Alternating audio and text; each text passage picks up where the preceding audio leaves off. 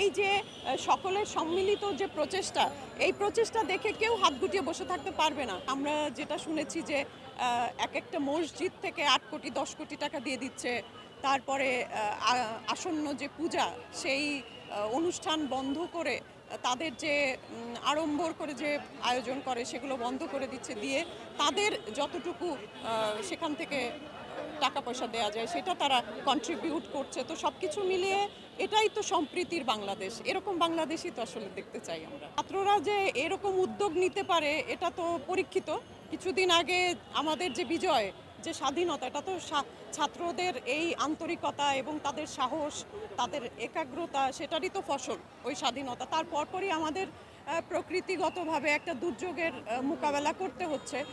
কিছু করার নেই এবং তারা সক্রিয় আছে, যেমন ঢাকাতে তেমন একেবারে স্পটে সক্রিয় আছে। আমরা যারা অনেক সময় অপারগ, সে স্পটগুলোতে যেতে পারছি না, ছাত্ররা সেই জায়গা পর্যন্ত পৌঁছাচ্ছে এবং তাদের সর্বস্ব দিয়ে চেষ্টা করছে।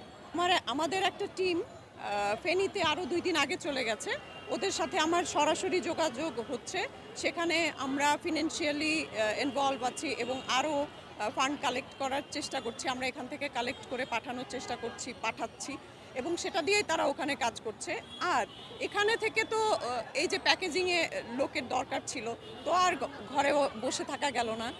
তাদেরকে সামান্য হলেও যেন একটু সাহায্য সহযোগিতা করতে পারি, সেজন্যই আসা আর কি। এখানে মেইন হলো সবাই তো দিয়ে যাচ্ছে, ত্রাণ দিয়ে যাচ্ছে, যে যেটা পাচ্ছে, কাপড়, খাবার, ওষুধ, সব কিছু দিয়ে যাচ্ছে, কিন্তু সেটা তো প্যাকেট করে একটা সিস্টেমে দুর্গত এলাকায় পাঠাতে হবে। তো সেই প্যাকেটটা করার ক্ষেত্রে জনবল প্রয়োজন ছিল, তো সেইখানেই একটু সাহায্য করার চেষ্টা করেছি। আমরা যেটা শুনেছি যে এক একটা মসজিদ থেকে ৮ কোটি ১০ কোটি টাকা দিয়ে দিচ্ছে।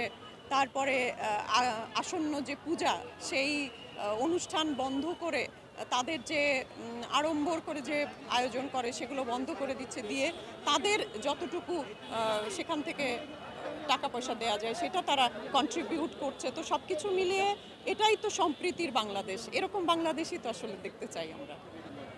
এটা তো বলার অপেক্ষা রাখে না, যে আমি মনে করি যে শতভাগ সাড়া পাচ্ছি আমরা এবং এটা দেখে উদ্বুদ্ধ হচ্ছে। এই যে আপনারা যেটা দেখছেন আশেপাশে যে পরিবেশ, এই পরিবেশ দেখার পরে কেউ কি বলতে পারবে যে এটা সৌহার্দ্যের বাংলাদেশ না? প্রত্যেকটা মানুষ, প্রত্যেকটা মানুষের কিন্তু একটাই চাওয়া, যেন দুর্গত এলাকায় সাহায্য পায় এবং সেইটা পৌঁছানোর জন্য যা যা করার প্রয়োজন তাই সবাই করছে। সহযোগিতার হাত বাড়ায়নি। আমার কাছে মনে হয় যে সামর্থ্য যদি থেকে থাকে কারো, অবশ্যই সহযোগিতার হাত বাড়াবে।